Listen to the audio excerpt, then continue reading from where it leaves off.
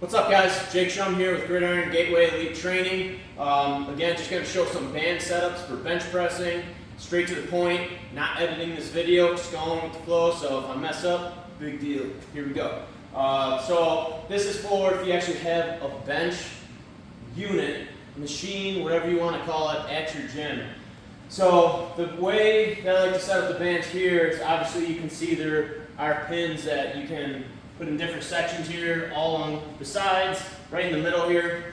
My favorite and best way that I feel is the most consistent with band tension is I call it the triangle setup. And I recommend putting the band over the barbell first. Just frame the band here. So as you can see, you got a triangle. You got some pretty good tension. Really easy to set up. That's what I normally go with if I'm going against band tension. Again, if you're going to take it off, I recommend going from the bottom first so it doesn't snap you and hit you. Because again, I've been there plenty of times. You can go this way where you kind of choke the one pin, wrap it onto the other, and then band over. Just the problem is it's so loose that by the time you get to your chest, as you can see, the band's going to practically fall off the pin. So it's not ideal. That's why, if anything, you could bring some dumbbells over, as you see here. I have it choked around the first dumbbell, we wrap it under the second, and then you have some pretty good band tension. Obviously it's a pain in the butt if you have to go grab dumbbells somewhere, just use them just to hold your bands.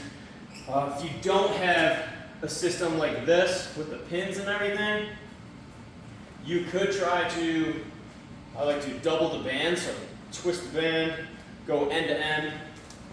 You can loop it through if you have any spotting arms, or if there's just a section underneath. Kind of choke the band over, and there you can see you got some good band tension there. The only problem, again, is by the time you reach your chest, the band's probably going to be loose. So it just depends on the bands you have and how high the spotting arms are, or just like a power rack if you just have that section underneath that you can wrap it under. So those are the main ones I do.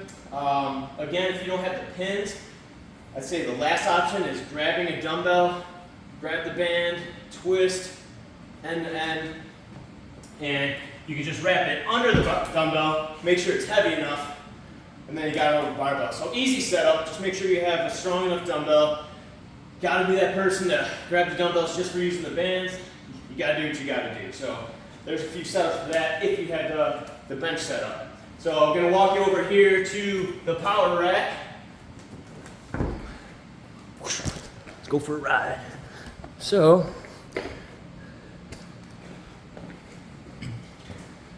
now if you're benching out of a power rack, which a lot of people do, same thing, if we have the pin set up, you can easily just put the pins wherever you want them. You can choke the band around one pin, wrap it underneath, and then you got it right under your barbell there. Again, it depends on the bands, how strong they are, and how high or low the bench is, or the pin setup is, because again, if you come down low, you might not have much tension at all, but sometimes it's a good thing. It's just whatever you're aiming for. So now we got the same setup right here, dumbbells. If you don't have the pins in the power rack, you just bring some dumbbells again. So you have to grab two, make sure they're heavy enough so they don't slide or roll, and we just pop it back up on there. So kind of a wild setup, just wasting dumbbells. Everyone's probably gonna stare at you. Whatever you got to gains, you know? So, and then the other way, so we're just going to stick with the pin setup here, is the triangle setup. So I'm not going to move the pins here. You want to twist, grab the bands, get that double tension around the barbell, and then just around the pin. So you can see that wild triangle setup. I would normally have them in the middle, just going to feel like switching them over. But again, that's a very easy setup. It's going to be consistent.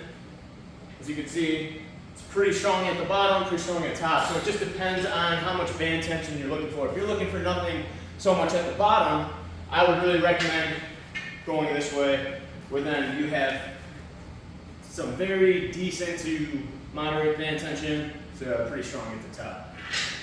If you have space under your power rack, you don't even have to double it. You just wrap it through. You got your band set up Very simple. If you have a power rack where the bottom is raised up and you can get a band underneath, that's all you can really ask for. So again, make sure you have two ends that you can just latch over.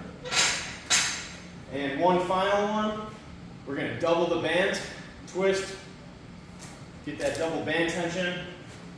If you have a pin, you can just wrap around the pin. If you don't, and it's just a solid beam, we'll do the same thing.